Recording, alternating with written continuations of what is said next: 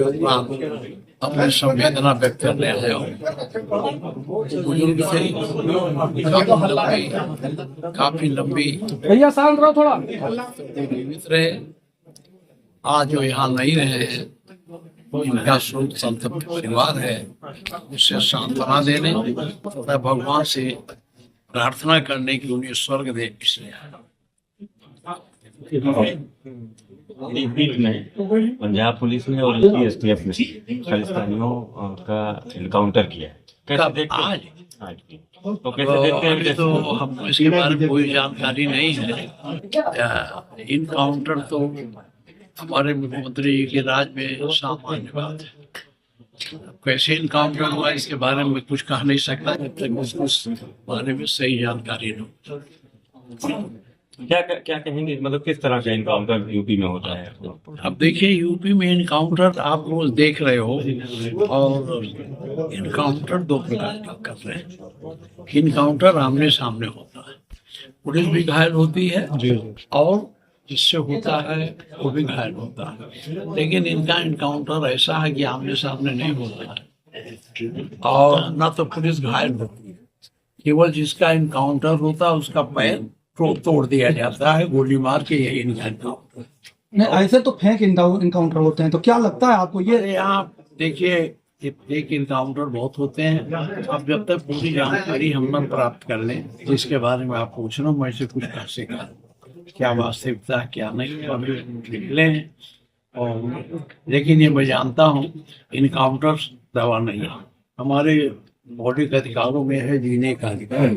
अगर हम अपराधी हैं तो हमको पकड़ के कोर्ट के हवाले करना चाहिए। कोर्ट ही हमें सजा देगी, चाहे फांसी की सजा दे, चाहे आजीवन कारावास सजा दे। सरकार को अधिकार नहीं है। लेकिन चूंकि ये सरकार अधिनायकवादी व्यवस्था की तरफ बढ़ रही है, इसलिए इस प्रकार की कार्रवाई कर रहा है। धन्यवाद। अच्छा, नेताजी जिस तरीके से संघ प्रमुख ने ये कहा, संघ प्रमुख का ये बयान आया मोहन भागवत का कि हिंदू नेता बनने की कोशिश ना करें, आखिर इशारा किधर था?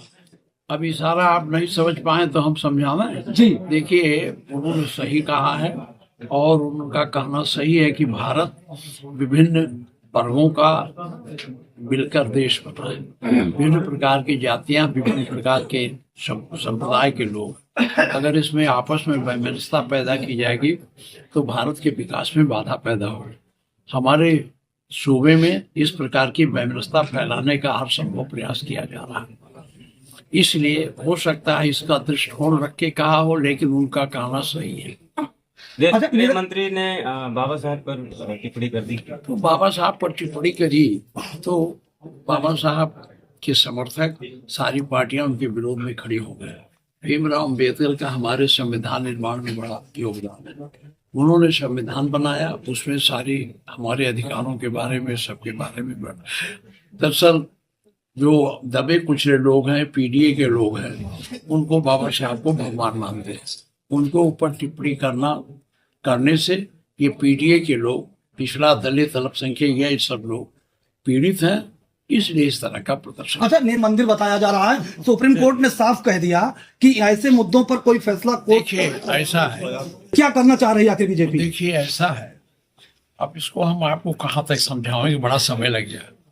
1991 में एक एक्ट बना था कि पुराने मंदिर या मस्जिद, उनके रूप को बदला नहीं जा सकता।